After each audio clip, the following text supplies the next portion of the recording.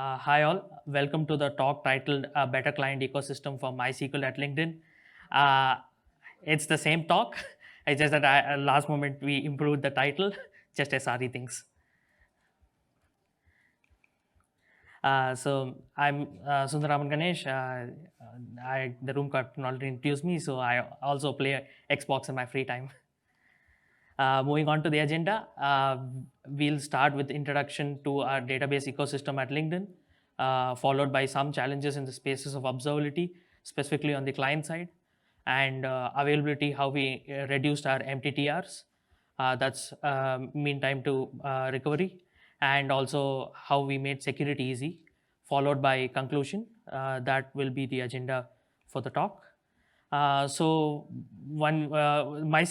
has been the go-to relational database store at LinkedIn for the last few years. There are a few reasons for this. Being MySQL is about 27 years in the industry, and it's widely adopted. And fun fact, MySQL is 7 days older than I am. So it supports a wide variety of use cases. It has a rich set of tooling around it, and any possible limitations can be overcome by its extensibility through plugins and so on. And also, the best part is the community. It always has an active development community who's including new features into the ecosystem as time proceeds. So then at LinkedIn, we operate many number of databases.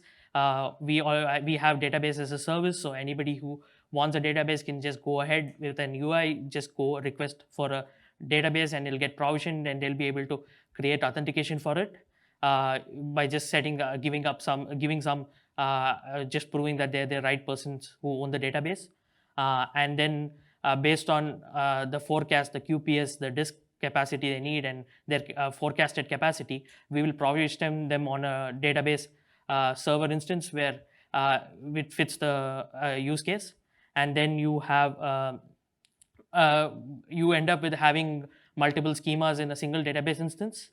For the purpose of the talk, I'm going to call databases and schema interchangeably because in MySQL they are the same.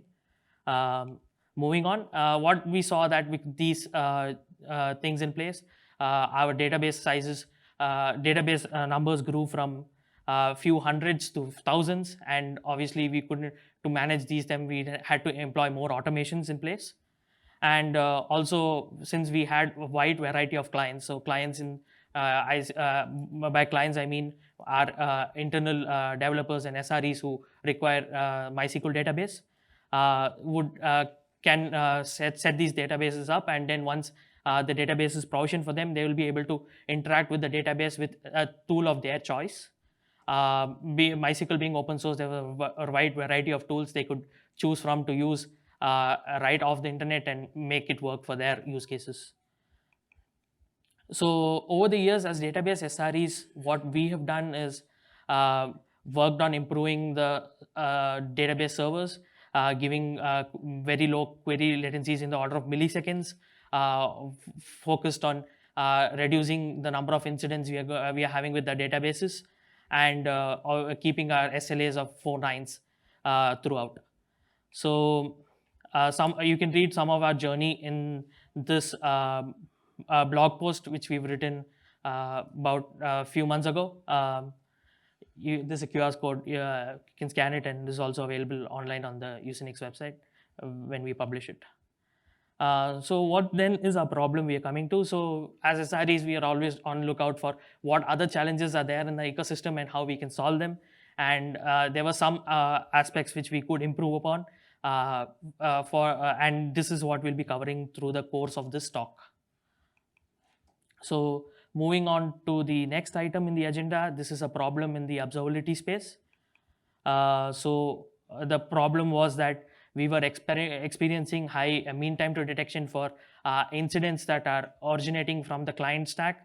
For example, connection leak in application code, or applications hitting connection limits, or sometimes higher call times for certain calls of the application, which would connect to the database. So what was the problem is that there was a lack of observability in the client side that made it difficult to debug, because we would always end up with application team saying, hey, I have a database issue, can you help me? And then we'll have to see, okay, let's help. Let me see what's the problem. Then we'll have to ask them whether do you measure this? Did you measure that? Do you have the metric for this? And it was usually the application SREs or the application developers who will be have to have these things in place, or have to give us the correct metrics link so that we'll be able to assess what's happening and give them the right direction on how to detect and mitigate these issues. This obviously was difficult. So some of the root causes I'm going to talk about is falls into these categories. So the incidents we've been having was with having application bottlenecks, say applications reaching connection limits, or there's specific host that's having issues connecting to the database, sometimes misconfigurations. And also, since we have a diverse set of clients and applications connecting to the database, they would be on different versions of code. And if you are on an older version of code, older version of MySQL client, the client code, you would potentially run into bugs.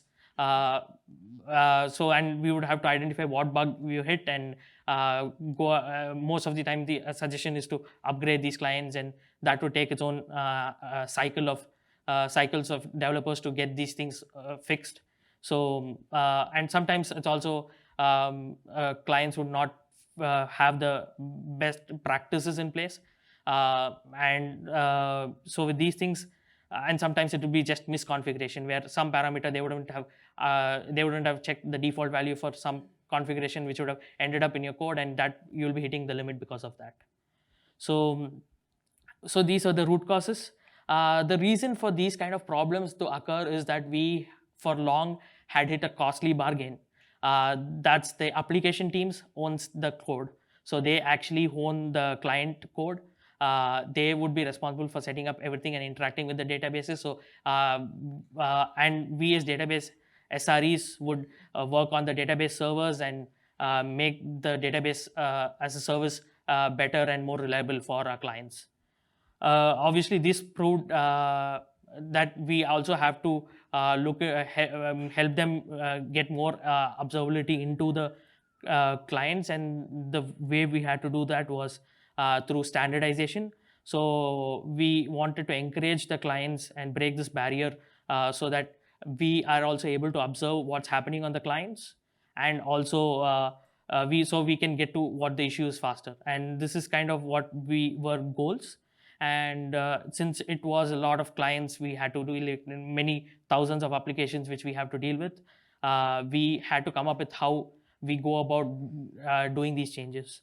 For this, coming to the design philosophy, so in order to implement the goals, we had to build good habits into our clients of our ecosystem. And we were totally inspired by Atomic Habits book that specifically talks about this, by James Clear. It's an excellent book if you want to read it, or if you already read it. Some of the things what it says is like 4 things: make your things easy, make your changes easy, make it obvious, make it attractive, and make it satisfying. And this is our design philosophy for and to how we bettered our ecosystem. So what we want to do is we wanted to introduce smaller set of changes as possible and make it easy for clients to move to the standardized stack. Also give them clear migration paths from whatever kind of stack they're using, or whatever set of tools they're using, to move to the standardized tools, and also educate them of the benefits. And once they see, and also we gave some fancy features for them to motivate them to move to the new stack, which I'll come to in the next part of the talk. And also once the clients, few of the clients saw the benefits of moving to the stack, they would become our ambassadors to migrate this to advertise this to the rest of the clients, and the entire ecosystem would start using this. So obviously to do this, we had a path. Now we wanted to decide what are the challenges. The challenges being, obviously, the set of client tools were way too many that would be used to interact with the databases. And as I earlier spoke, the version drift. So these were the top challenges which we had to address. For example, I'm just giving a few examples of the clients, the top client tools that were used to connect and interact with MySQL. There was drivers, there was connection pools, ORMs, and whatnot. So and they all had to. So we first went ahead and classified into what top programming languages which we need to solve the problem. So this solves for the top we just got the top programming languages in use that interact with MySQL, and whatever solutions we build has to work for all these programming languages. Maybe, and these solutions might be different for each of these programming languages, but they should work consistently the same way. So tomorrow, if a developer wants to develop in a different programming language, he should still be able to relate to the existing programming language he's written he's integrated the earlier tools on, so he'll be able to easily set the things the right way. Moving on to what's a client, we realized that the client is not just the driver, right? There's also another set of tools. Like an application has multiple components, database-related components that would connect and interact with the to the MySQL database, and each component will have its own role to perform. So we had to first identify the different components, and coming to the components, application would basically at least have these 4 components. First one being the driver. The driver is used to make your connection to the database, send your statement or query to the instance, and it will also send and get any exceptions from your application back to from your database back to your application to process it. For example, you have the MySQL connector J, then you have your connection pool, which handles a set of connections, so that you don't also always have to make new connections for your database, and your application threads can borrow these connections from these applications and from the pool, and use them, so that you do not have the TCP overhead of every time establishing and breaking connections. Then you have your ORM or your DAL, which abstracts your SQL statements back and forth, so that your applications are able to read the data as objects, which is easier to program with. So, for example, you have the Zook library, and then you have a schema evolver, which would help you manage changes to your schema as your schema evolves. As your application evolves, you would also want to change the schema, and your application to know about these schema changes and behave differently with the new schema. So you would have schema evolvers in place for that. Then coming to the testing components, every application we want to do good testing, so that you don't expect surprises when you move to production. And you would also want to, every time you make a change, you would want to know if all the features work. That's where you have your unit and integration tests in place. For this, you have your provisioners. Basically, provisioners will download the exact version distribution of database you're using, and for into your application instance, and then you have your framework, which will actually load the schema into the database and load test data, so that you can perform your actual unit and integration tests. This way, we'll be sure that any new change which should that might not work with the database would just be caught early on.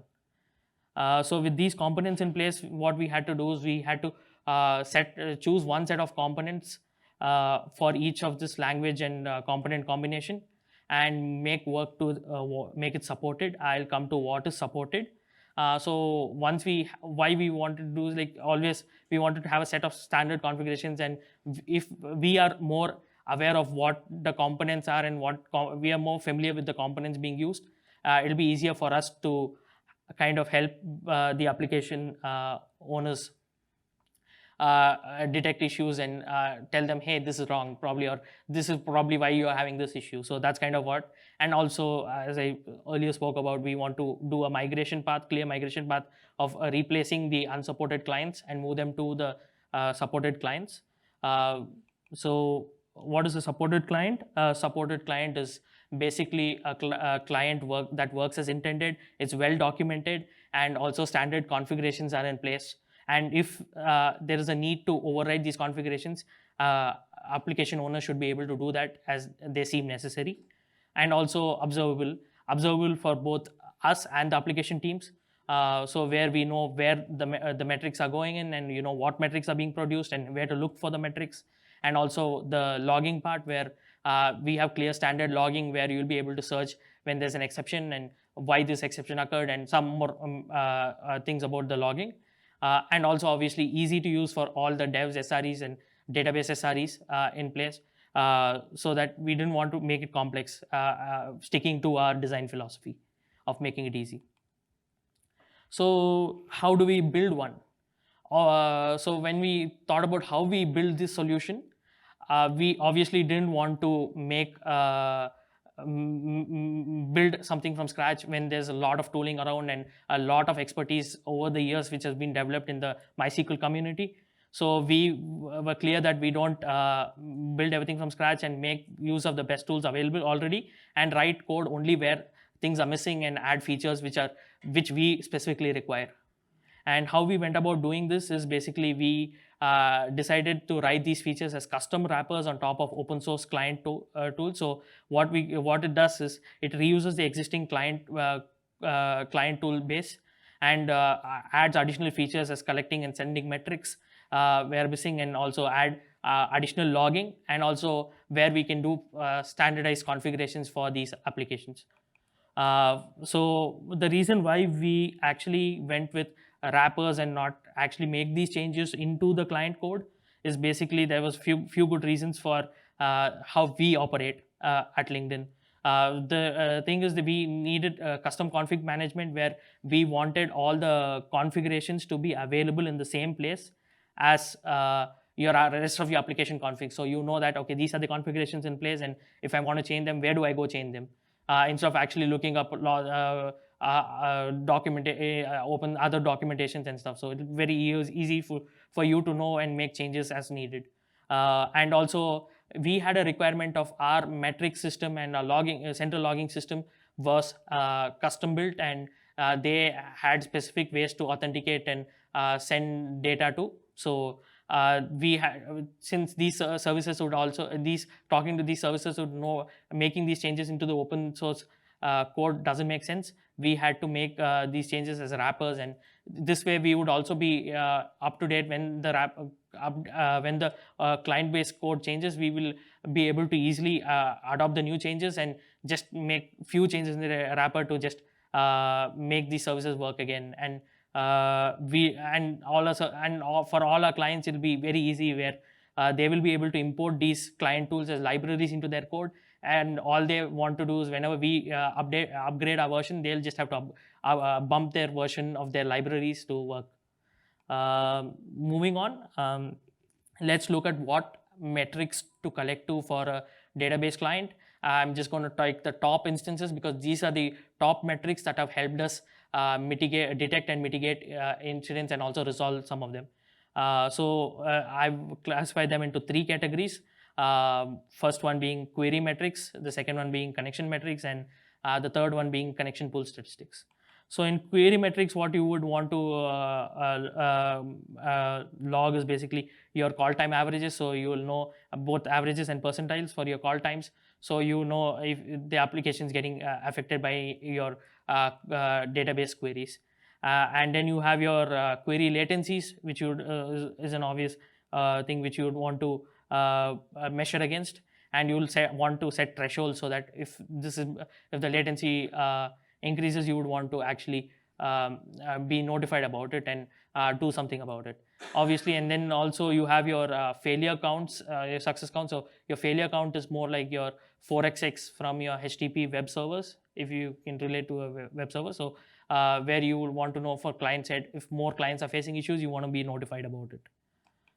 Moving on, we have your connection metrics, basically how much time it takes to connection, what if your connections are waiting on, and if there's failures to make connections, you would want to know about it. That's your top connection metrics we look out for. Then we have your connection pool statistics, which would tell you about how many connections are made by the application instance, how many connections are being actively borrowed, and how many connections are remaining in the pool.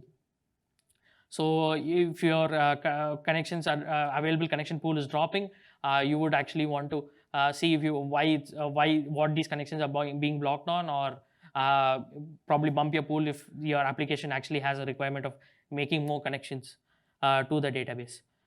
So how this is, obviously we've built it custom because we had a set of wrappers for other folks who want to have these and metrics captured.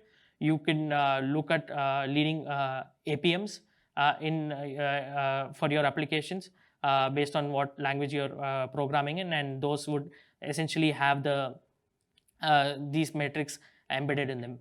Also, coming to better logging, we just love logs, and so we are able to searching logs. We want to be able to search logs and understand what's happening with each call. So basically, we enable logging wherever it's disabled by default in most open source, because obviously you don't want a lot of logs, but we have a central logging system that can log and aggregate instances, so we'll be able to capture calls across different services. And that's why we enable logging, and also to be able to easily search logs using your search stack, like your ELK stack, for example. You would want to have a standardized logging format to be able to index these logs better and identify issues faster. So for these reasons, we have better logging, and some additional things which we log, which is not very traditional, is results of DNS lookups, because there were some instances where some hosts had DNS caching issues, and we want to be it would be difficult for us to trace why the connection was not going through, and these kind of logging these things would help there.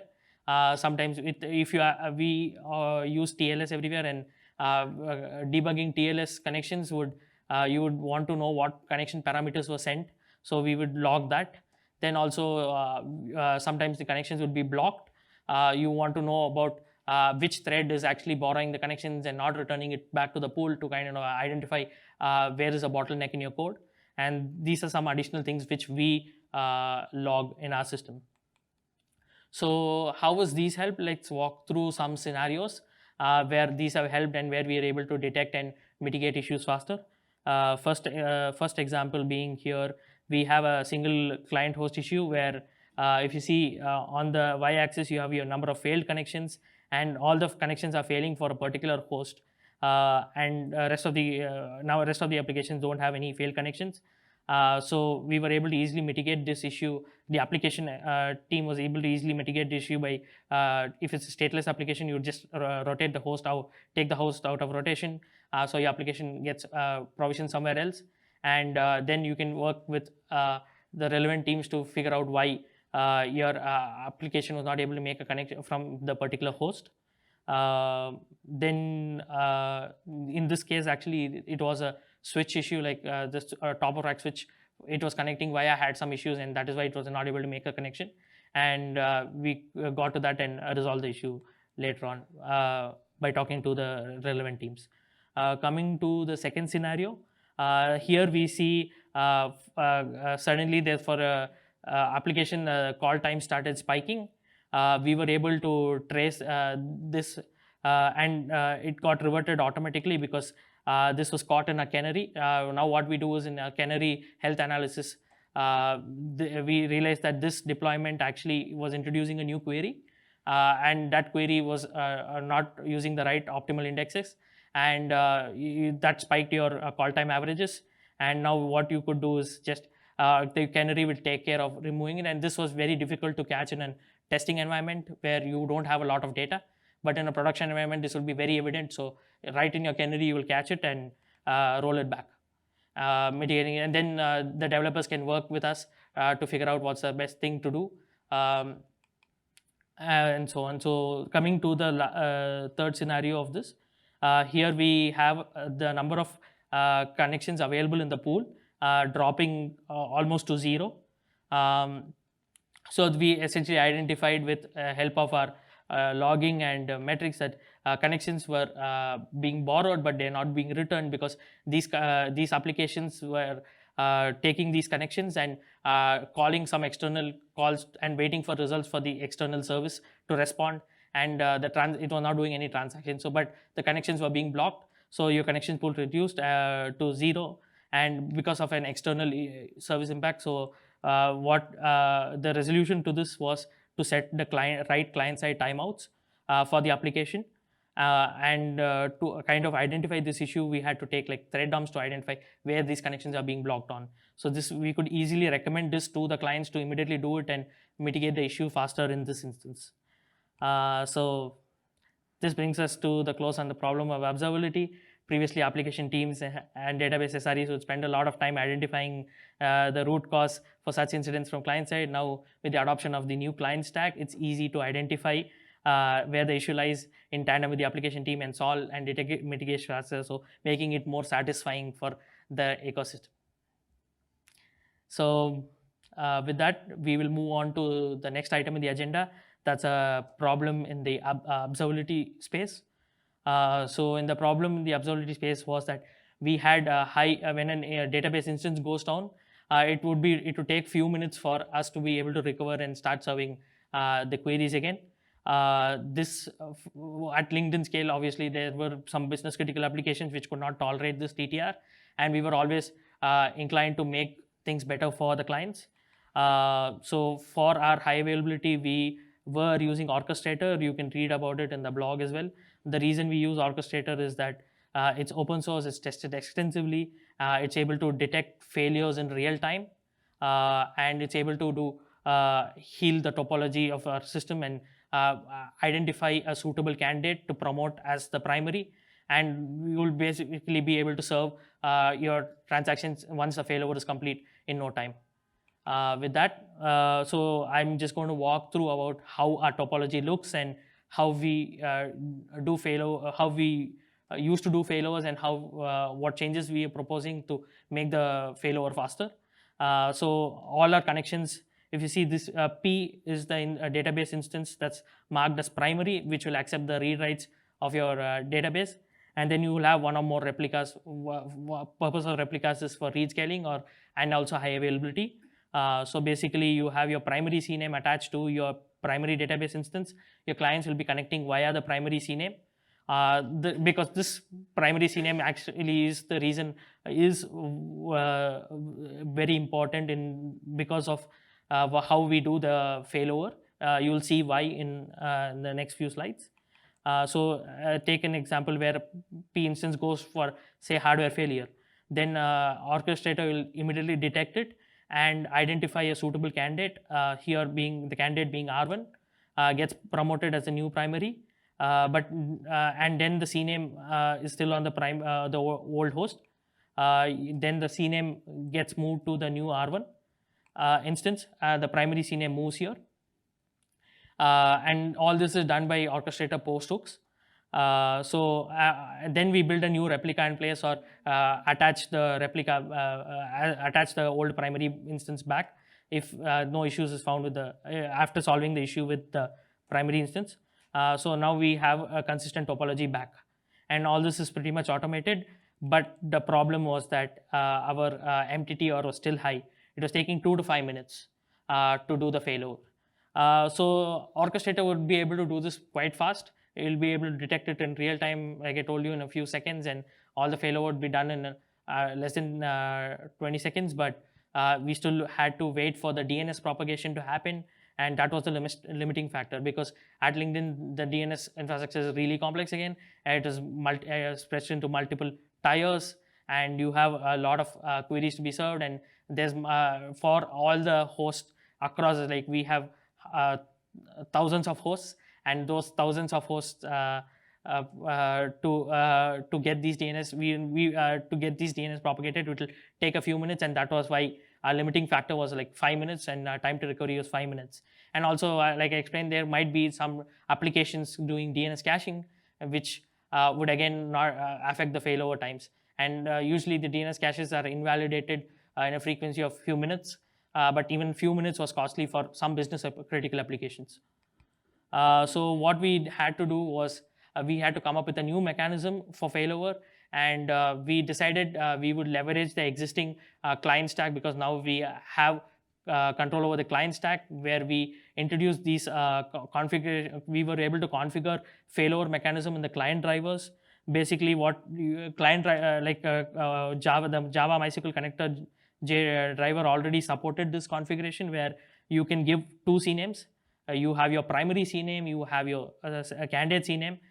So you give two CNAMEs, and whenever there's a problem with your connection, the connections will move from the client will start making connection to the candidate CNAME automatically once it detects the failover.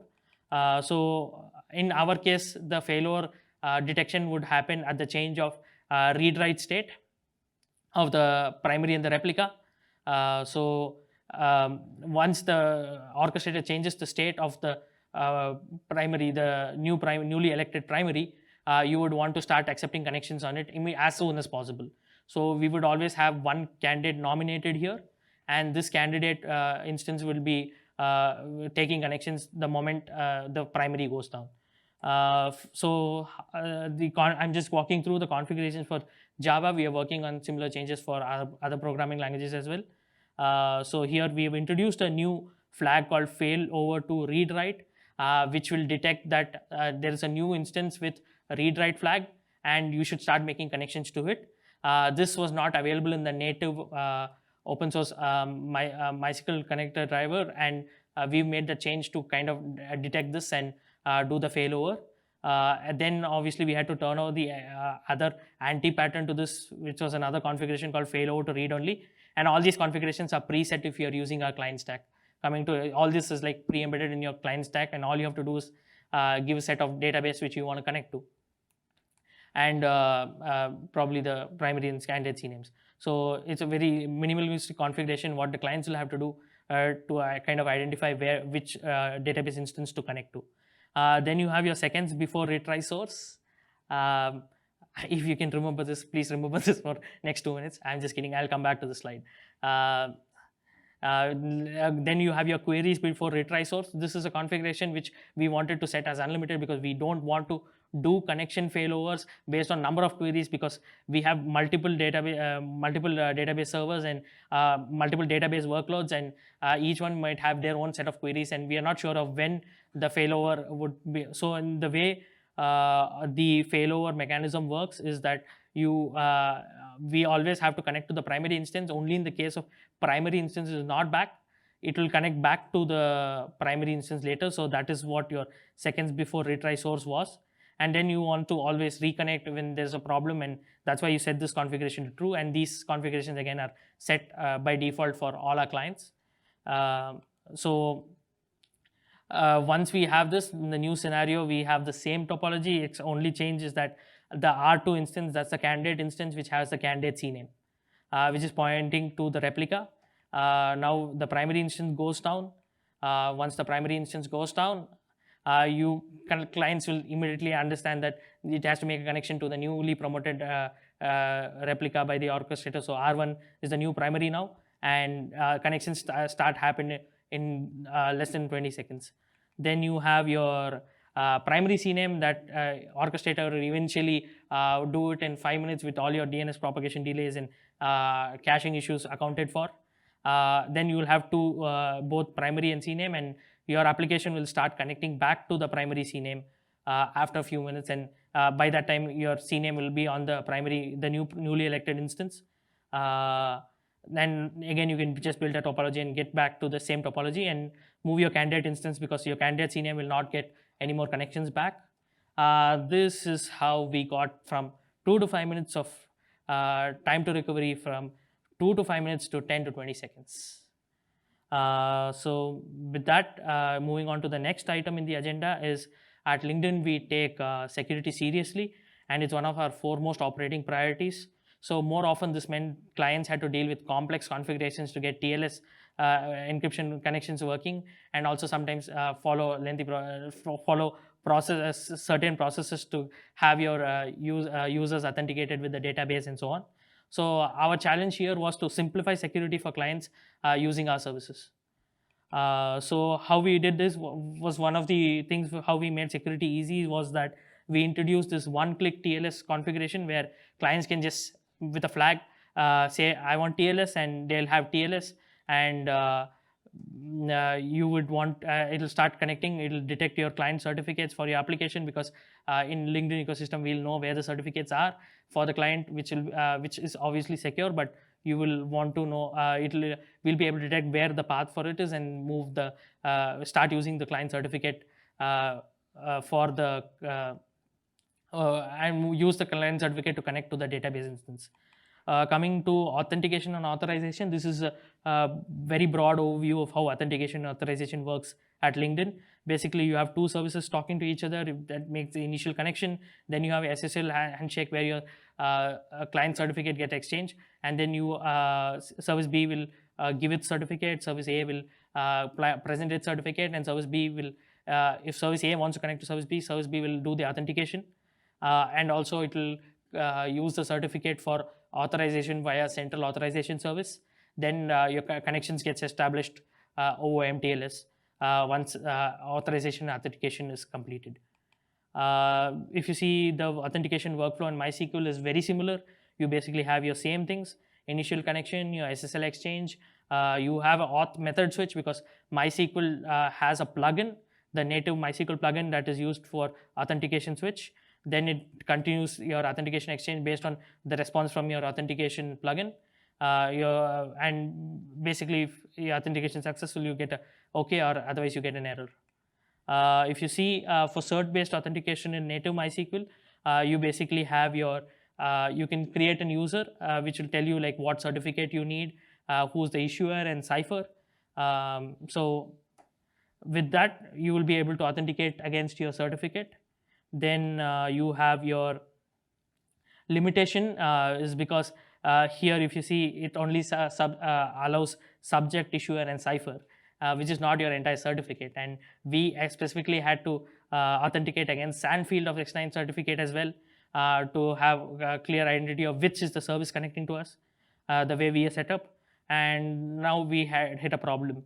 To make authentication simple, we still had to figure out how to do it, and that is when we developed a new authentication plugin and MySQL Server authentication plugin, which can read the X509 certificate provided by the client, authenticates against the SAN field. So basically, your authentication mechanism just becomes create username identified by the new plugin, that's a MySQL SAN auth, and give your service name.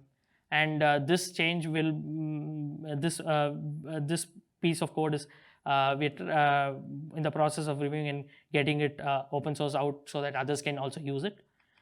With these changes, we simplified authentication workflow for MySQL and services connecting to it. So you might ask me how authorizations work. Authorization at the moment still works with grant statements. Basically, you say who's authorized, because the reason for this is we did not use the central authorization service. We get the information from the central authorization service, but we keep it within MySQL preloaded. The reason for this is we have to serve our clients with very low latency, which is still a very big requirement for most of our applications. And that's why we still use grant statements here. But with these changes, it became a whole lot easier for clients to onboard to the new service.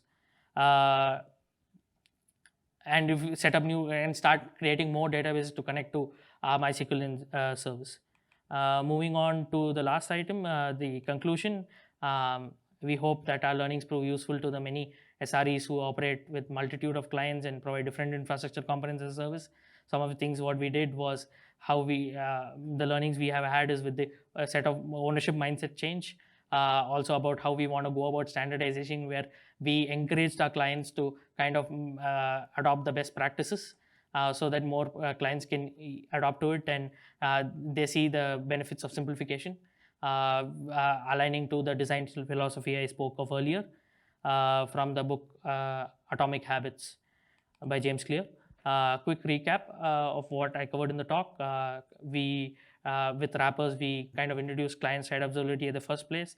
Then we did faster failovers for connections, reduced MTTRs. with client-side intelligence, and then we made security easy with one-click TLS and cert-based authentication. So with that, thank you for giving your time. Thanks to USENIX and LinkedIn for providing me with this opportunity to share my learnings. And I would also thank my awesome team at LinkedIn who make working fun and drive these innovations every day that we can.